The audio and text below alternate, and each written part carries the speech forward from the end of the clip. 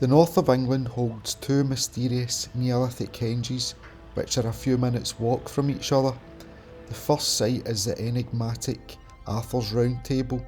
The second site is the huge and impressive Maybra Henge.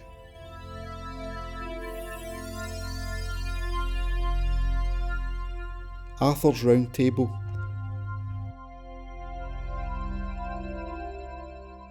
Now, very close to the M6 motorway on the outskirts of Penrith is Arthur's Round Table Henge, a Neolithic earthwork from 2000 BC. A second site, the much larger Maybra Henge, is a short 400 metre walk away and just visible from the Round Table. At the end of this video, I will post links to a few Scottish henges. Please leave a comment on your theories as to the function and what went on inside this site.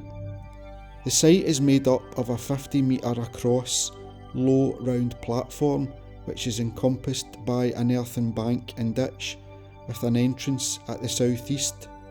The River Lowther and the River Eamont are both very close by.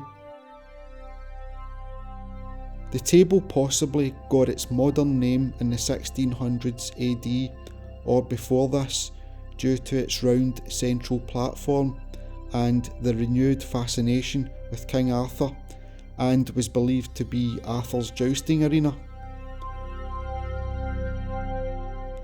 There were originally two entrances to the main circular area, like the Ring of Brodgar and Orkney.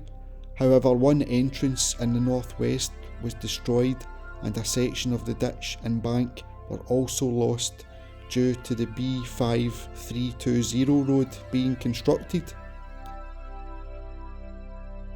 In the late 1700s and early 1800s AD, sections of the henge were landscaped for the apparent use of the site as a tea garden.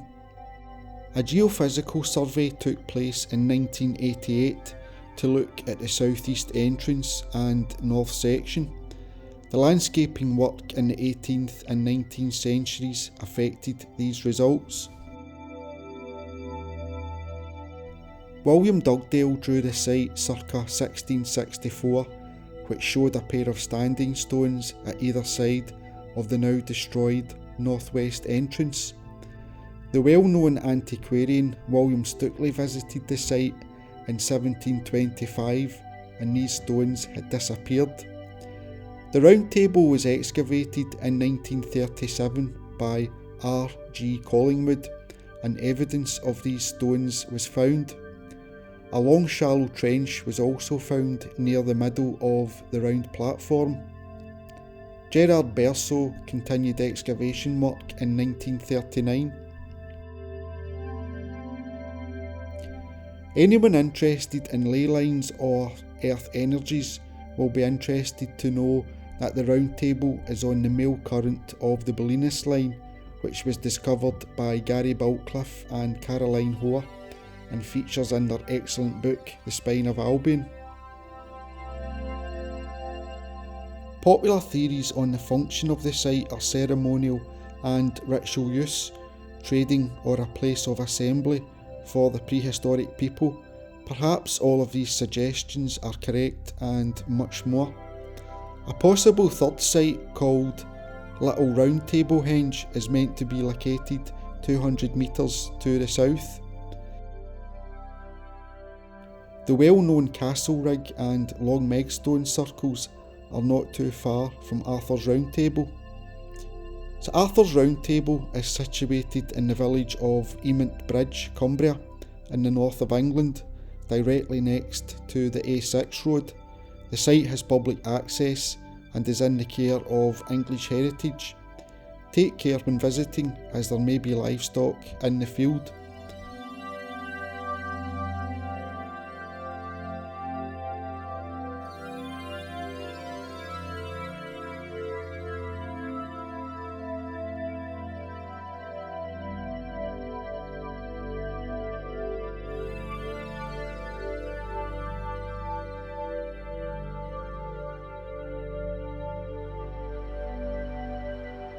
Maybra Henge.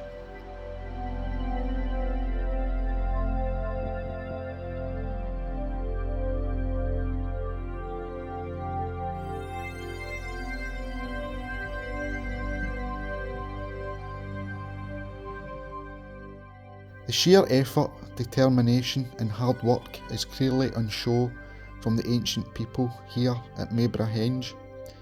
Please leave any thoughts you have in the comments on the original functions of the henge back in the Neolithic. At the end of the film, check out the human-like face embedded in one of the trees. Extremely near the M6 motorway is one of the most impressive prehistoric sites in the UK. Maybra Henge was and still is a very important Neolithic site in northern England in the area we now call Cumbria. There was once 3 henges in the vicinity. The third site is called Little Roundtable Henge. Although a major motorway passes very close to the site, Maybra is very peaceful and mostly undisturbed. The B5230 road passes directly next to the henge. So Maybra likely dates from the late Neolithic, circa 5,000 to 4,000 years ago. The entrance into the huge, nearly 100 metre diameter circular enclosure is positioned east and suggests an equinox sunrise view. This could have been intentional by the original builders and could have served as a ritual ceremonial calendar function. The huge banks of the henge are made of cobbles from the nearby River Lowther. Trees now grow out of the circular bank, which you can see in the footage. The River Emont also passes close by. The bank contains a very large arena which could have held a vast amount of people and suggests Maybra Henge was a very important location for the prehistoric people in northern England. Nobody could have seen into the henge unless stood on top of the bank or looking in from the entrance. The one remaining and impressive standing stone in the middle of the arena is almost 3 metres high. This was once part of a 4-stone setting making up a square arrangement. The other 3 megaliths are now gone. 2 pairs of standing stones were located at the eastern entrance, and these have also disappeared over time. In 1769 AD, Thomas Pennant recorded in his plan 4 stones at the entrance and 4 in the centre.